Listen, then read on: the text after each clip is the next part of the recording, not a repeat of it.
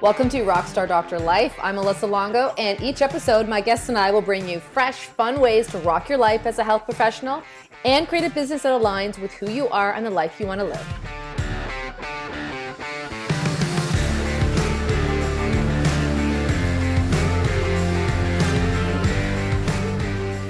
Hey everyone, on today's show we are going to talk about simplicity. Now, many of you know that we just launched our newest Rockstar Doctor Life program. It's called Your Simple Practice. And in it, I'm teaching simple setup so that you can maximize your space and ease up your office flow. We're going to teach simple systems that connect you with your practice and communicate your skills and value. And we're going to teach some simple sharing ideas to market your message for growth and great retention. If you don't know about that, be sure to check out Your Simple Practice. It's in the show notes there. We do have some spots still open for our September session. And if not, the doors will be open again in January. What I wanted to talk about today with this whole idea of simplicity on my mind is we want to talk about some ways that you, whether you're joining our program or not, can actually start to maybe make some simple changes in your life and business to get more joy and less stress. I mean, that's something I feel I'm saying constantly. How can you find more joy and ease up your stress? And it's something that I've integrated into everything that I've ever taught. And so I want you to think about these things that we go through them today. And as you're going through them, start to think about, how these apply to your life and what simple ways that you can integrate them. And some of these you might be rocking, and other things that might come up, you might think, oh, that's a really easy thing to change.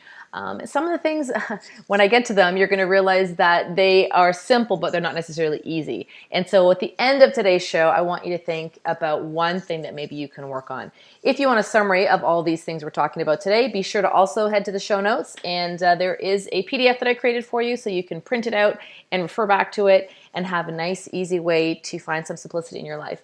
At the end of the show, I've also got some great tips from our listeners to help simplify things that they find work for themselves, and just some great practical tips. So let's dig in. The topic of simplicity, 8 ways that you can find more ease in your day-to-day.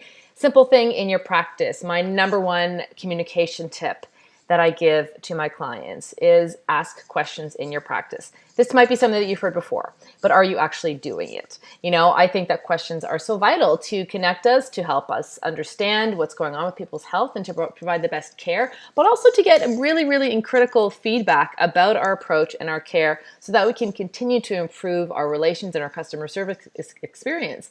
My favorite question, we're going to dig into all these questions, obviously so much more in future podcasts and in our new program that's coming up. But for today, think about my favorite question. And by the way, I would love to hear what your favorite question to ask people in your practice is. My favorite question is with new people, and even with people, maybe they haven't seen them in a while and they come in, or maybe they're people that are in regular part of my practice, but need a little bit of extra support because something new is going on. It's the really simple question is, how can I help you? Maybe you're saying this. Maybe it's something that seems really obvious. But when you ask them, you're giving them permission to share with you what's going on with them today. And then when they share with you, you really have to sit back and listen. Listen. And I'm repeating that more for myself because when I do these podcasts and even when I have interviews with people, I always take so much out of them as well. They're great reminders for me. But oftentimes when you give people the opportunity to start to share, they will talk and they will get it all out of them. And you're going to pick up lots of cues about their emotional connection to whatever challenge they have. If they have a health challenge or if they're coming in just for great chiropractic wellness care, then you may also tap into something else that might be going on in their life that you could support them with. Maybe there's a stressor in their workplace. Maybe there's a challenge they have with their child or their partner. Maybe they're just feeling overwhelmed, or maybe they realize that they need to change up their diet. These are vital cues and clues for you as a doctor to help direct them in another way. So ask more questions. We have a great list of questions that we're giving doctors in the Simple Practice. But for today, think about asking people in your practice really simply, how can I help you? And then sit back and listen and find out with their answer what other information, diagnostic or for supportive care or for building a relationship with them, you can add to your practice. Second tip that I have for you today is time management. Who doesn't want to learn how to manage their time, right? And I get this question so often. A lot of people say to me, I don't know how you do all the things that you do. I've got my practice, and I have my two active sons and a pretty great personal life. I love to, get on my bike and get to the market and be with my friends, and people see my Instagram stories and posts, and they're like, how do you, you look like you're having a pretty good time. Well, I am. And I'm going to tell you why. Biggest reason is because I make time for those things that matter to me. So my health is really good. But when you want to manage your time, the best thing you can do is to not give it away. Right? And what I mean specifically in this one, I'm only giving you one tip. I'm not going to give you all the ways I manage my time right now. There is actually a blog post about this, and we will talk about time management on another podcast episode, because this is a really, really consistent topic that comes up with my clients and comes up at seminars when I'm speaking, and it comes up, in everything that I've taught. And I don't have, all the answers, but I can definitely tell you what works for me. And this next tip is certainly one of them. That is turning off notifications on your phone. If you want to really manage your time, the best way to start is to not give it away to things that will distract you. So for me, and I love technology, right? You're listening to this right now because of technology. Maybe you're listening to this on your phone. I love my phone. It allows me to do so many amazing things and even connect and interact with all of you. However, it is also the number one distraction piece in most people's lives. Recently I spoke and we were talking about the number of times a person checks their phone on any given day. And that number might be staggering when you hear it, but it's upwards in the hundreds. So if you really want to get some things done, and it may be something around your house, it may be something within your practice, it may be just really focused time with your child or your partner, turn your phone off, or turn the notifications off. This is a simple thing that I've done years ago, and it makes a big difference for me. So when I say notifications, the only notifications that I have on my iPhone are for messaging platforms. So for me, text messages get through, WhatsApp, Voxer for all of our inner circle clients, and a Facebook Messenger. So those I allow notifications on, but I do not allow notifications on my phone for any of the social media sites, for any of the other apps that I use. I turn them all off because I know, as you do, they ping and they go off, and if you're in the middle of a task, that will distract you. So that's the first tip that I always give people, is really decide how you want to spend your time and on social media or on your phone or connecting with people, and minimize the distractions and minimize the way your phone might distract you. The other strategy that I have found works really well for me on my phone is that I don't have email on it. So for me, I check my email, but usually about 3-4 times a day. In the morning, first thing, midday, throughout the afternoon, at a few key moments, and in the evening. But to check my email, I have to be on my laptop or I have to be on my main computer. And I don't have it on my phone. So if I'm out and about, again, I'm not getting pings and notifications that there's more messages coming in. Like you, our inboxes get really full, lots of great stuff, things that I will opt out of, which I'm sure you have as well. But you have to be able to control when you're giving your time to your email inbox or anything else on your phone for that matter. So try this. Let me know how it works. And, just turn off your phone for periods of time as well. I love to work on 25-minute blocks. So if I've got something I really have to get done, I will, I don't turn my phone off, but I'll turn off the sound and put the phone away and just really focus for 25 minutes, and you'll be amazed at what you can get done if you turn off those distractions. Okay? So far we've talked about one simple communication tip. A simple way for you to manage your time is to not give it away to distractions on your phone. The third tip I have for you today is about your team. Most of you know at this point that and if you don't, you're going to learn more about it in the future. I don't have a front desk CHA, a chiropractic health assistant that runs my office. I have a really amazing team of people who work with me to support my business, but I don't have one person. And one of the great ways that we communicate with each other is through using one of the task boards, one of the virtual task boards. So we use Asana. There's plenty of them out there. This is useful because you log in and you have a calendar, you have tasks, and it's all really pretty. And my VA, my assistant Laura, has organized us for it. And but even if you have someone in your office, this can be a nice addition to help you organize tasks within your practice, maybe events you have coming up, maybe ideas you're planning, maybe special projects you've given people in your practice, your team to work on. It's a great communication tool and a way for everyone to see at any given time what the progress is on certain tasks, and also to communicate at times that it might be easier for you. That's a big thing for me. Sometimes I will log into that site and check in on our calendar and our tasks when I'm waiting for my son at his baseball practice, or at 8 p.m. at night after I've had dinner and I have a few minutes. So it gives me the freedom to respond to questions or projects or things that we're working on at different times of the day. And that simplifies my day-to-day work a lot. So it might help you and your team communicate easier and keep your projects moving forward. Okay, so that was your third tip. Your fourth tip today is about your systems. Systems are a big part of many practices, right? How do you bring people into your practice? How do you make them feel connected? How do you build that community? How do you make sure you're listening to them and responding to their needs? How do you, analyze their spine, their joints, whatever practice approach that you take? These are really critical moments, their first few visits as far as I'm concerned. Again, we're digging into all of this in the Simple Practice program. But for today, what I want you to think about is ask yourself whether you have any procedures or systems that don't reflect how you want to be treated. Okay, let me say that again. Is there any procedure or system that you have in your practice that does not reflect how you would personally want to be treated? I know myself, I have experienced things in other professional offices that I have loved, and I have brought them into my own practice. Small touches, ways that I thought they were really efficient in communicating or following up with me. There's also been things that I've observed in other offices that has been a massive turnoff for me, and to the point that I have reflected it back in my practice and my own policies. So I want you to think about this yourself. Do you have anything that you're doing that doesn't reflect how you want to be treated?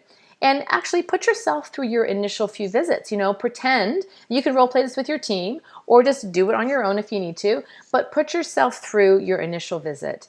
And then how you deliver your report of findings, and then how you welcome people into your practice, how you follow up. Does all of that feel right to you? Does it align with your practice values? Does it align with where you are right now? It might have been something that you did years ago, and it really worked because of the style of practice you had, or because of the training you were doing at the time, or maybe techniques. But where you're at now might be a little bit different.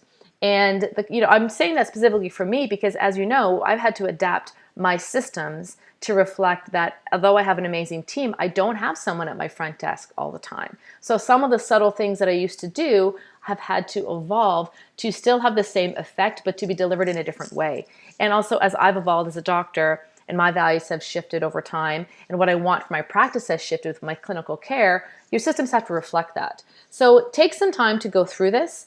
And really simply today, think about, do you have any procedure or system that does not reflect how you want to be treated and reflect who you are as a person right now today? Okay? All right, moving forward, your fifth tip to simplify your life and business is to delegate. I still to this day do very little things that I don't want to do. And even not having a full-time CHA, not having, the full-time support that some people have in their practice, I still run a really great practice, and my personal life is really, simple and affords me a lot of happiness too. And that is because one of my mottos for a long time has been, how can I find more joy in my life and less stress? So, I'm always asking myself, do I love this or do I not love this? And how can I do more of what I love and less of what I do not love? So if I think of my day-to-day tasks, things that I need to do to run my house, to clean my house, to feed my children, to drive them places, things that I need to do to run my practice, what are the list of things that I really love doing and I can do and I'm actually the 100% best person to do? And what are the things that I don't need to do that I could delegate?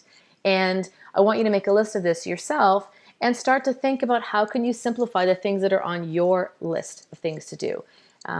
Because you can't do it all. You don't need to do it all. And the more that you're able to find other people to support your business and your personal life, then the simplification of your own demand goes way up, right? You're able to have more time for yourself, more time for the things that you want, more time to be the kind of doctor that you want, because you're not spending time doing the things that suck your energy and drag you down and take your precious time away from the things that you really care about. So I want you to think about that. Delegate. There's actually a whole podcast episode on this. And if you're interested, I'll put a link in for that. You can check that show out as well. But, I also believe that this applies to delegating to other healthcare professionals when necessary as well. So not only do I want you to think about how you can delegate tasks in your personal life, how can you delegate tasks within your business, but also where might there be people in your practice that might deserve a referral to someone else. And maybe this happens to you in the first couple of visits when you realize, whether this person is going to be the right fit for you or not. I'm really clear in my practice about what I do, the kind of care that I deliver, and what I don't do. And I really love having those conversations with people the first couple of visits, to make sure that I can provide for them what they're looking for, and also to make sure that they're the right fit for the office, that the techniques that I have are going to resonate with them. And if I don't feel like that fit is there, I'm really happy to refer them to some other chiropractors in my community who I know will take amazing care of them. And be confident that you deserve to have a great practice. And a simple way that you're going to have a great practice is to have people in there that are the right fit for you. So be confident to share your patients with other doctors, to create those referral networks, and to trust that if you refer someone else out to another practice, chances are you're going to get a referral back to you as well. I have doctors in my own community who I refer to, and they refer kids to me because they're not as confident seeing children. So that can be a win-win for everyone. All right, we've talked about simplifying your communication, how to manage your time a little bit better, how to organize your team, how to maybe simplify your systems, how to delegate. Now, how about a parenting tip? And this one is not as easy, but it's something that has really worked for my family. And I have 2 active sons. And we've always had the rough guideline that if they're going to play any kind of competitive sport, they were only allowed 1 sport per season. And if they wanted to take on anything else, then it had to be something in the creative sphere. So music, art, something, mom is looking out for their right brain, left brain function. My boys are really athletic, so athletics come really easy for them, and they love to jump in and do everything. Sometimes I have to encourage them to exercise that other part of their brain and get that creative fulfillment. And sometimes it's just stuff they're doing at school. But certainly a way that we have simplified our time and my ability to manage their schedule, getting them to practices and games, is that they've only been allowed to do 1 sport committed, especially if they're playing at a competitive level, per season. And I know that families have multiple kids, and you've got 3 kids, and they're 4 kids, and they're doing gymnastics and dance and hockey, and some kids, and that's what you need to make work, obviously, for your children to give them the best opportunities. However, if you can consider helping them narrow down their focus per season to 1 thing, and giving it 100%, and maybe trying something else in a less competitive way, or trying something else at school where maybe the commitment level is going to be a little bit less, you may find that it frees up some other time in your family. For us, it's really important, and it's getting more difficult now because they are busier. My sons are 13 and 17, and having meal times together are more difficult. But we look at the week in advance and have a big chalkboard in our kitchen and write everything down, who's going where, when, and what are the nights that are going to be non-negotiable for us to sit down and have dinner together? Or what nights do we need to have dinner a little bit earlier, a little bit later, because someone has to go, to hockey or to baseball, or has, late at school, or my son is working. So try to think about in your family life with everyone else's commitments, how can you simplify things? And I'm not saying that you shouldn't give your children every opportunity to pursue every interest that they have, but you've got to make sure that it's manageable for your family life. Otherwise, that creates a tremendous amount of stress on the family unit itself, which is not good for anyone. So that's my 1 quick parenting tip. My 7th tip to simplify your life and business is, this is one of the ones that is easier. It's a simple tip, but it's not necessarily always easy. And that is to be yourself. Be yourself in every role that you play. And what I mean by that is, how you show up in your practice, how you show up with your friends, with your partner, with your loved ones, if you volunteer. I think it's really exhausting to pretend to be someone that you're not.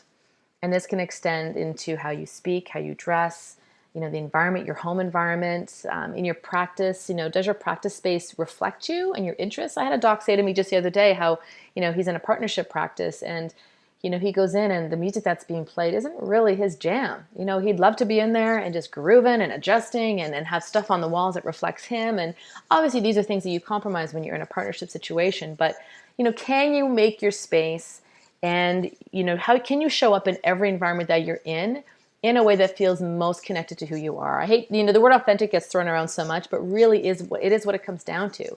And I know that, There were times in my practice life when I felt like I had to show up as someone different, that maybe I had to follow some specific guideline or script, or I had to maybe dress a certain way. And, when I started to let that stuff go and really just truly show up as Dr. Melissa, who Dr. Melissa, I speak, I communicate how, online in my practice, it's very much one and the same. And I have a lot of fun in my practice, sometimes a little goofy, same way when I'm with my clients, same way I show up with our inner circle clients. Oftentimes the things I'll post online, to me, there's not a lot of, I might swear a little bit more, obviously in some situations and not in my practice. However, there's a lot of congruency for me in how I'm showing up. And I realized that recently. I thought, there was a time in my life when I was trying to be Dr. Melissa in a much more stern, severe, clinical type of environment that I was setting up for myself, and it's not really, wasn't me. And I think that was definitely coming through in the type of practice that I had at that time. So for me, be yourself. Let yourself shine in every role that you play, and understand that you are the one to create these communications and set the tone for your practice. And that's why in the simple practice we're not teaching any specific scripts. There are definitely more frameworks for communication. There's ways that you can enhance your practice experience, ways that you can create the right setup for yourself, ways that you can market and share your message that really resonates with you. If you love being out at events and you love doing screenings and public talks, awesome. If that's not your scene, then there's lots of other ways to grow your practice that we'll teach you as well. So be yourself. That extends into every facet of your life. And again, it's not always easy, but the more you work on it and the more you look at the gaps between where you are showing up as yourself and where you might be pretending to be someone else, it gets a little bit clearer as time goes on. All right, number 8, my last tip for you today. And don't forget, everyone, if you want the sort of summary of all these things that we just talked about today, go and grab the PDF, and it may help you. And it may help you answer some questions and get more clarity and simplify your own practice in life as well. But my last tip for you, and I hope I don't cry here, but remember that you get to choose. This is your life. You get to choose the life that you live. You get to choose as a chiropractor. One of the beautiful things that we have with the profession that we have is that you really do get to choose how you show up as a chiropractor. You get to choose what kind of environment you work in, whether you're going to be an associate or run a private practice, or whether you want to commit yourself to doing research, or maybe you do want to work as an independent contract, have your children, then try something else later. Maybe you want to have a small practice, maybe you want to have a big practice. These are all things that you get to figure out. And the quicker that you determine these things for yourself, the more joy and less stress you're going to experience in your life. I hate how it takes tragic things sometimes to remind us how powerful every day in our life can be, right? How much of a gift every single day of our life can be. Unfortunately, in the last couple of weeks, there have been a couple of tragic things that have happened around me. Really sad things. My oldest son was in a car accident. He is 100% fine. We were very, very lucky that evening. But I was a mess, because that night could have gone a very different direction. If the oncoming car he was in a collision with had not swerved and gone into the ditch, there would have been a head-on collision. And going at the speed they were going, it would have likely been life-altering. And these things are, I know it was a wake-up call for him. It was a wake-up call for all of us that, life is short and you don't know what tomorrow's going to bring. There's been another colleague and friend, a client of ours who recently just lost her husband. And you don't know. We don't know when these things are going to happen. And, Dr. Jason Richardson, one of my co-coaches in the inner circle, talked about, the dash recently.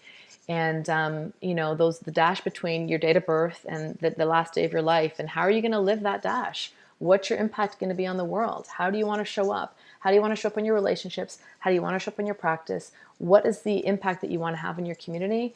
You get to choose.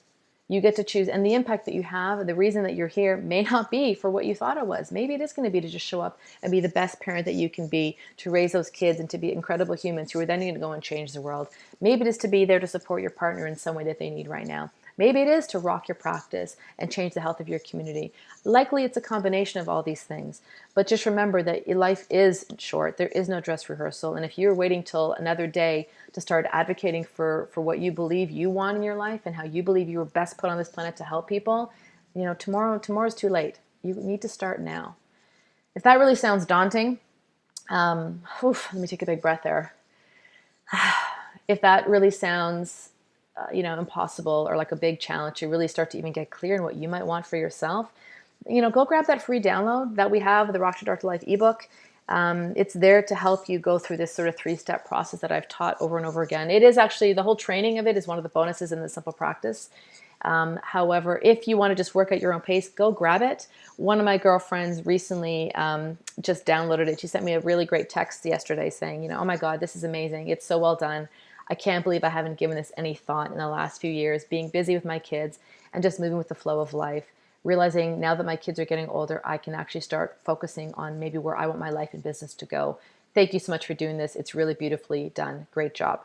I appreciate you. You know who you are, who sent me that lovely text. But guys, it's there for you to go and help you find some clarity, because I believe that the simplest way to a life that you love is to really get clear on the life that you want for yourself and then start acting in the direction to take you there, rather than just hustling and going, and then wondering one day why you're not really happy. If you've never really given it any thought what's going to make you happy, and you're just on this chain of process of trying to get there, but you don't really know the path you're on, then it's time to go backwards and give yourself a new route. All right. I've had fun with this conversation. Definitely had some great feedback from people. It's on our Facebook posts or within emails that I've received. So I asked listeners, what is one simple change in your life that you created that found a big result? And Galen said, taking a personal development course and understanding that situations occur and I can either give meaning to them or not. Very, very good. Also, how to restore integrity in relationships. That's also a simple thing, but not always easy. So kudos for you, Galen, for recognizing that and certainly moving forward to improve your own relationships. Lisa said to love myself more every day. Dr. Evelyn, to change my schedule to get more rest. I think that sleep is something that we don't give ourselves enough of, so good for you, Evelyn. Tanya talked about waking up early to prep food for the day and make dinner for her boys at night. I know she's also a single mom with 2 active boys, and I'm sure that is a simple thing that makes a big difference to her mental focus throughout the day, and just knowing that there's food at home ready for her kids when they get home. And Dr. Ali said, learning to say no. Again, not an easy thing to do, but certainly something that can make powerful changes for you. I also did an entire podcast episode on the power of saying no. I will include that link in our show notes here as well. Whew. Okay, guys, I hope you enjoyed today's show. 8 tips for you to simplify your life and business. People often ask me what my focus is with my clients, and it's really simple. I teach doctors how to adjust their business to create a lifestyle that they love. And I certainly hope that you found some value in one of our tips today. If you have more questions about the Simple Practice, we do have a few spots left for our September enrollment. This Friday will be the last day for registration before we close the doors. And then the new program, the next session will be January 2020. And if you have questions about that, be sure to check on the link, yoursimplepractice.com. It's also on the Rock to Doctor Life website, or just hit me an email and I'm happy to jump on a call and explain with you or chat with you about what's ahead and how it might be a good fit for you, or whether it's a good fit for you or not. All right, guys, thanks again for being part of our Rock to Doctor Life community. I love and appreciate all of your support and feedback, and we'll catch you next time.